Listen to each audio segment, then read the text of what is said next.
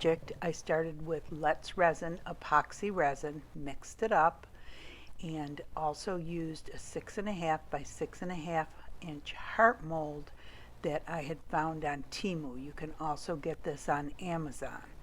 I took the epoxy resin and just went around the perimeter of the heart mold to give it a good base for the glass to hold on to.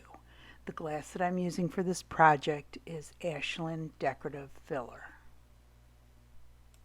So this part, I apologize, I did this part way off camera. I have 3 different colors of glass. This is actually the Ashland Decorative Filler.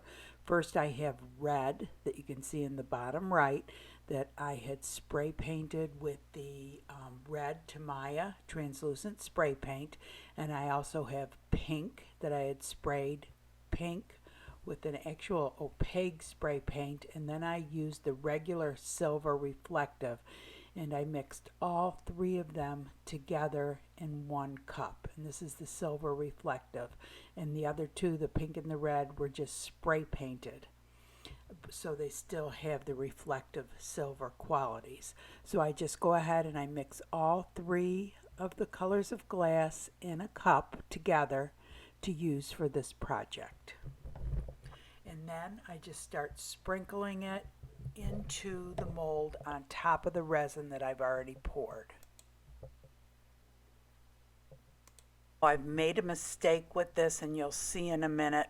I have made this way too deep. If you've ever worked with crushed glass and poured it real high and then drizzled resin over it, you probably know from experience that a lot of times the resin doesn't drip down that far, and a lot of the crushed glass will remain uncovered and will actually fall out of your project. So look at how high I have it.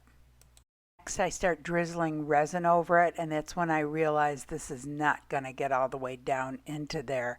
And I start actually pulling some of the dry stuff up off of it so that I can sprinkle the resin down lower. And you'll see I'm putting the glass back on and drizzling more resin on the top layer. And it's really important that you get around the edges, the interior edge and the exterior edge, or else some of the glass will fall out the next day when you go to take it out. Here I am drizzling the resin around the exterior and the interior edge of the glass. So the next thing I do is I have the Let's Resin chameleon flakes, and I use these in a lot of my videos. I just think they're so pretty, and I just pinch a little in my hand and you can see it kind of flying out a little bit, but I sprinkle it all over the very top of the glass, and I tell you, it is just so pretty. And I just let the heart cure overnight. And this is what it looks like the next morning. It is so pretty. It comes out of the mold real easy, and in a second I'll show you the back of it. It is just so pretty, and I think it would be sparkly without the chameleon flakes because of the glass I used, but with the chameleon flakes it makes it even sparkle more. It is so pretty. And then here's the back, but I like the front so much more. I just think it shows the glass and it really sparkles. Isn't that pretty? Next, I prepare a frame by removing the backing.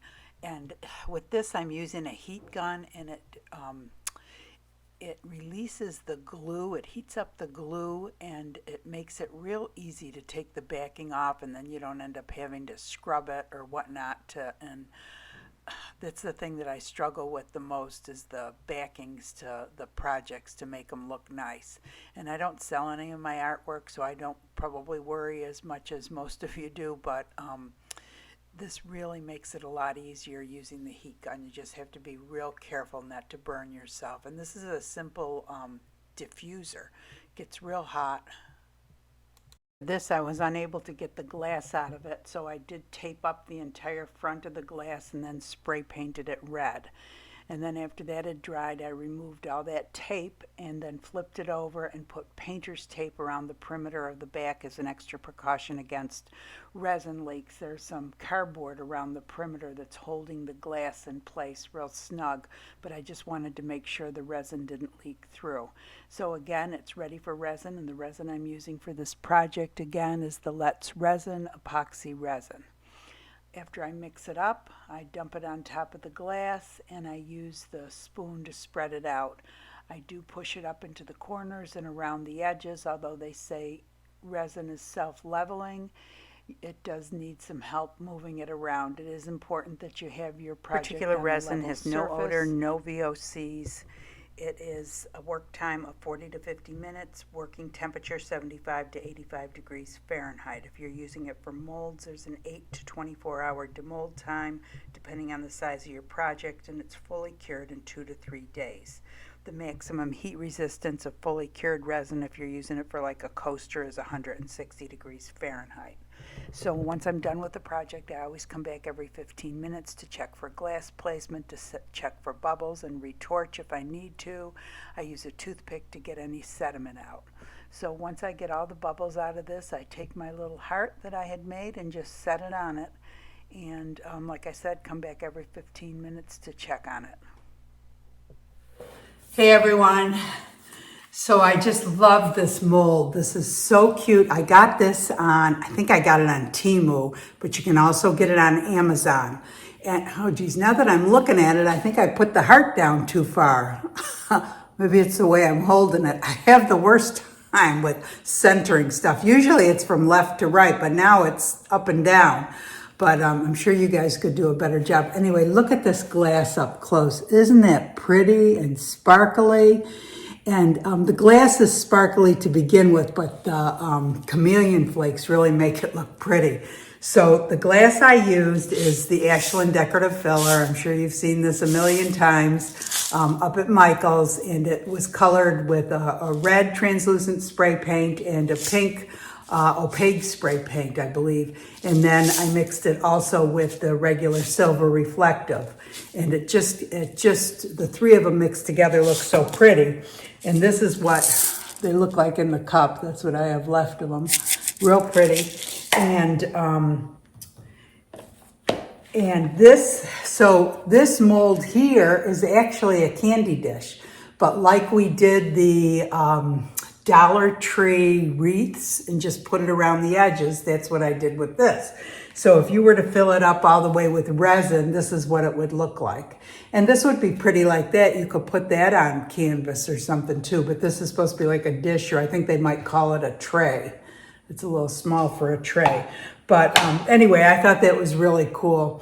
And the ones that they do have Dollar Tree heart molds, but the perimeter is so narrow. It's real skinny. I didn't think it would look right, but I should get one and try it just for the heck of it to show you.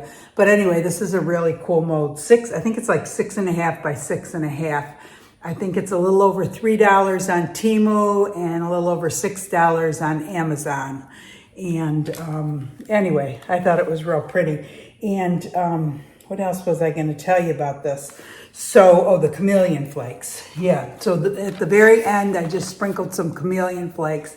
And honestly, the different chameleon flakes look different under or on top of different colors of dark resin. But when you're sprinkle it on glass, I don't know that it makes that much of a difference. They're all beautiful. They all look pretty and similar when you're using it in that way. Anyway, this was a pretty easy project. I have a couple other projects coming up with this same mold. And I hope you enjoyed it. If you enjoyed the project, please give it a thumbs up. That really helps the channel. If you enjoy the channel, go ahead and subscribe, hit the bell, and you'll be notified when a new video comes out. The Facebook page, we have over 19,000 members now, an amazing group of people displaying beautiful artwork from beginners to advanced glass art users, and very helpful. No question is too silly. Come join us over there. And I hope you guys all have a great day. Thanks for watching.